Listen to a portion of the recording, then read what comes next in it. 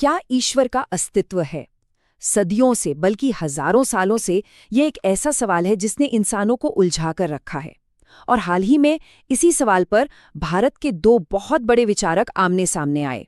एक तरफ थे मुफ्ती शमाइल नदवी और दूसरी तरफ जावेद अख्तर।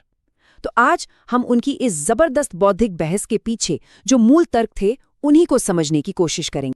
बहस की शुरुआत हुई मॉडरेटर के इन शब्दों से, और इन शब्दों ने एक बहुत ही सम्मानजनक और एकेडमिक माहौल की नींव रख दी। ये एक तरह से याद दिलाना था कि हम भले ही एक दूसरे से सहमत ना हों, लेकिन फिर भी एक दूसरे की बात को समझदारी और सम्मान से सुन सकते हैं। एक ऐसी चीज जो आजकल के दौर में सच कहूं तो बहुत कम देखने को मिलती है। मुफ्ती नदवी ने अपनी दलीलें शुरू करने से पहले एक बहुत ही दिलचस्प और अहम कदम उठाया। उन्होंने पहले ये तय किया कि इस बहस की रणभूमि क्या होगी, मतलब किस पैमाने पर ईश्वर के अस्तित्व को परखा जाएगा। ये किसी भी बहस का सबसे जरूरी हिस्सा होता है। मुफ्ती नदवी का कहना था कि देखिए, अगर हम किसी ऐसी चीज की बात कर रहे हैं जो हमारी भौतिक दुनिया मतलब फिजिकल वर्ल्ड से परे है, तो हम विज्ञान जैसे उपकरण का इस्तेमाल नहीं कर सकते। क्यों? क्योंकि विज्ञान तो सिर्फ भौतिक चीजों को ही माप सकता है। ये तो ऐसा हुआ जैसे आप प्लास्टिक खोजने के लिए मेटल डिटेक्टर ले जाएं, काम ही नहीं करेगा। तो उन्होंने कहा कि हमें शुद्ध तर्क यानी प्योर लॉजिक का इस्तेमाल करना होगा, एक ऐसा जरिया जो भौतिक सीमाओं में बंधा नहीं है और जिसे दोनों पक्ष मान सकते हैं। तो ठीक है, खेल के नियम तय हो गए, सिर्फ लॉजिक पर बात होगी। चलिए अब देखते हैं कि मुफ्ती नदवी अपने तर्क की इमारत कैसे खड़ी करते हैं, और इसकी शुरुआत एक बहुत ही सरल से थॉट एक्सपेरिमेंट से होती है। जरा इस मिसाल पर गौर कीजिए। कल्पना करें कि आप एक ऐसे सुनसान द्वीप पर हैं जहां आज तक कोई इंसान नहीं गया, और वहां रेत पर आपको एक गुलाबी गेंद मिलती है। आपके दिमाग में पहला सवाल क्या आएगा? यही ना कि ये गेंद यहाँ खुद ब खुद तो नहीं आ सकती, जरूर कोई इसे यहाँ रख कर गया है। इसका कोई ना कोई कारण होगा। ये एक बहुत ही नेचुरल, बहुत ही इंट्यूटिव सोच है जो हम सबके अंदर है। अब नदवी साहब इसी लॉजिक को पूरे ब्रह्मांड पर लागू करते हैं। उनका कहना है कि दुनिया में हम जो कुछ भी देखते हैं वो आकस्मिक है, मतलब वो अपने होने के लिए किसी और चीज पर निर्भर है। जैसे एक कुर्सी लकड़ी पर निर्भर है, लकड़ी पेड़ पर, पेड़ जमीन और पानी पर। ये चेन चलती रहती है। और यहीं से वो अपना दार्शनिक प्रमाण पेश करते हैं स्टेप बाय स्टेप। पहला कदम, ब्रह्मांड में हर चीज किसी ना किसी कारण पर निर्भर है। ठीक है।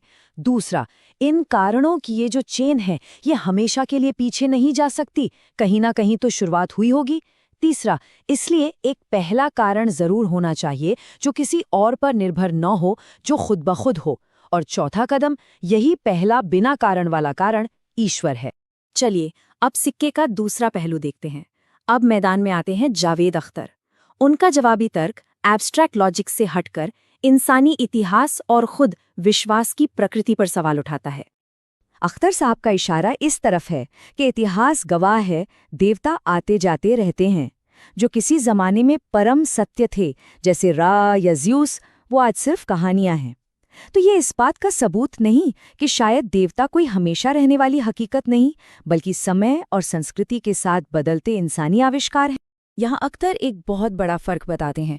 वो कहते हैं आस्था यानी फेथ और सबूत आधारित विश्वास यानी बिलीफ, ये दो अलग अलग चीजें हैं। उनके लिए विश्वास सबूतों पर टिका होता है, लेकिन आस्था वहां शुरू होती है जहां सबूत खत्म हो जाते हैं, और इसीलिए वो आस्था को एक अतार्किक चीज मानते हैं। और इस मशहूर मिसाल के जरिए अख्तर कहते हैं कि भाई सबूत पेश करने की जिम्मेदारी हमेशा दावा करने वाले की होती है। अगर कोई कहता है कि ईश्वर है, तो ये साबित करना उसी का काम है। ये दूसरों का काम नहीं है कि वो साबित करें कि ईश्वर नहीं है। यहाँ से ये बहस सिर्फ एक दिमागी कसरत नहीं रहती, बल्कि एक गहरे व्यक्तिगत और भावनात्मक मोड़ पर आ जाती है।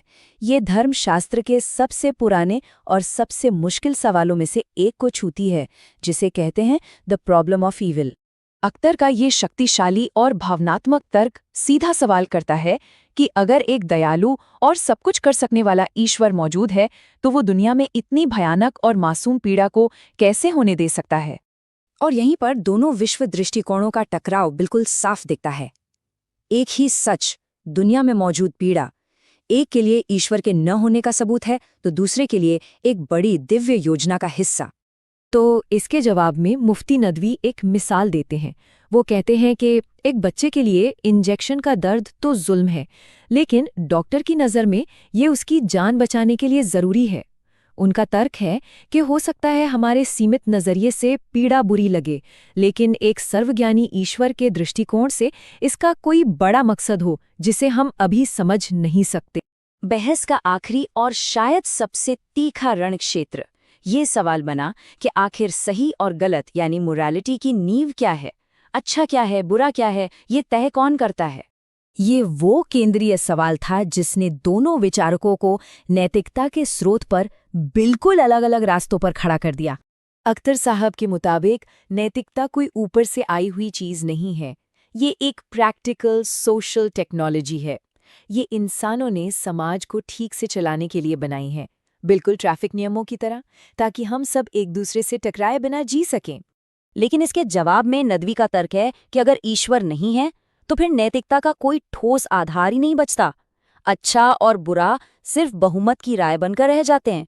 और वो एक बहुत तीखा सवाल पूछते हैं कि अगर कल बहुमत ये तय कर ले कि कोई भयानक चीज जैसे नरसंहार अच्छी है, तो उसे गलत कहने का आधार क्या होगा।